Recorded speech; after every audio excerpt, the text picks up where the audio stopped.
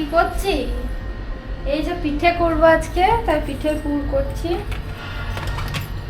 কাল ছিল পৌষ পার্বণ, তবে বাড়িতে ছিলাম না বলে পিঠে পুলি আর খাওয়া হয়নি।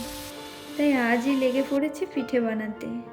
আগে তো কখনোই বানাইনি, তবে দেখা যাক কেমন হয় আজ। হ্যালো এভরিওয়ান, কেমন আছেন সবাই? দেশে বিদেশে উইথ সাউন্ড চ্যানেলের পিঠে পুলি স্পেশাল পর্বে আপনাদের সকলকে স্বাগত জানাই। আজ দুরকম পিঠে বানাবো, দুধ পুলি আর সিদ্ধ পুলি পিঠে।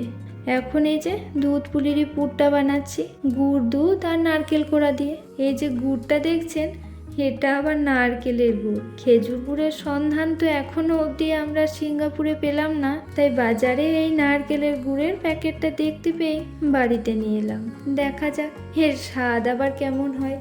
পুর তো মোটামুটি বানালাম, তবে চালের গুঁড়োটা মাখতে বসে ভারী বিপদে পড়ে গেলাম। তো মা বলেছিল জলটা গরম করে যেভাবে ময়দা মাখে সেভাবেই চালের গুঁড়োটাও মাখতে, তবে সেভাবে মেখে দেখছি কিছুটাই চিটচিটে ভাবটা আসছেই না। আর এই চিটচিটে ভাব যদি না আসে তাহলে আমি লেচি বা কী করে কাটবো বলুন দেখি। শেষে ইউটিউবে দেখে কড়াইয়ের ফুটন্ত জলে চালের গুঁড়োটা দিয়ে মেখে দেখলাম ঠিকঠাকই হচ্ছে।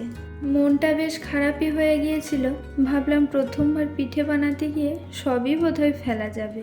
যাক বাবা, হয়েছে অবশেষে।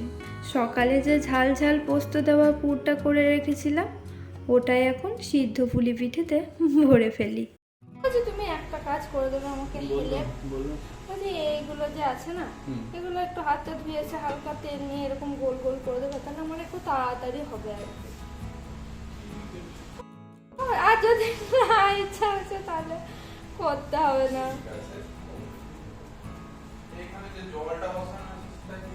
ওটাতে পিঠেগুলো ফেলবো, তুমি ভাবছো এইখানে প্রসেস শেষ নাকি?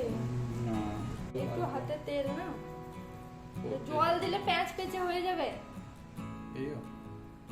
তুমি পারবে, ঠিক আছে থাকো।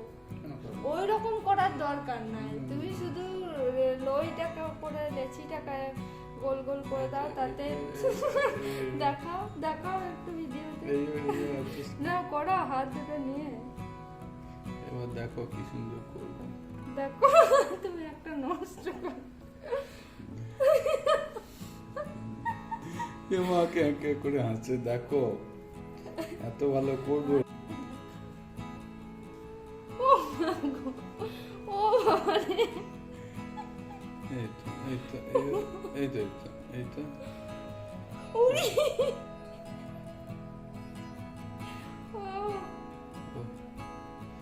নিজে করতে পারো না, আমাকে দেবে না। এই দেখো, এই দেখো।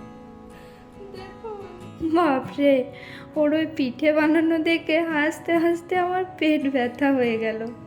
যাই হোক, আজ প্রথমবার নিজের হাতে পিঠে বানালেও আগে বাড়িতে এই পিঠে হলে পুলিগুলো কিন্তু আমি তৈরি করতাম, তাই এগুলো বানাতে খুব একটা আমার অসুবিধে হয়নি।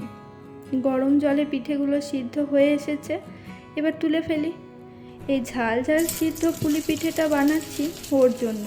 ও তো মিষ্টি জিনিস একেবারেই পছন্দ করে না, তাই এই পিঠেটা আরও একটু মুখরোচক বানানোর জন্য আমাদের বাড়িতে পুলিগুলোকে যেমন ভাজা হয় তেমন করে আমিও ভেজে নিচ্ছি। আর এর মধ্যে দিলাম হচ্ছে ওই থেতো করা কাঁচা লঙ্কা আর লবণ।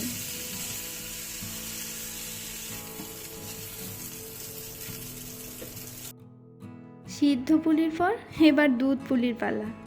আর দুধ পুলির জন্য এই ইভাপোরেটেড মিল্কের কৌটোটা এনেছি।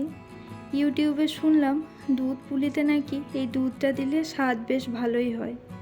দেখি শেষ অবধি কেমন দাঁড়ায়। মনে হচ্ছে দুধ পুলিটা হয়ে এসেছে, এবার একটু এলাচের গুঁড়ো দিলেই কমপ্লিট।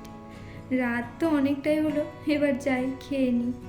আমার এই কাঁচা হাতে বানানো পিঠে পুলির ভিডিও আপনাদের কেমন লাগলো জানাবেন, আর ভালো লাগলে চ্যানেলটাকে সাবস্ক্রাইব করে দেবেন।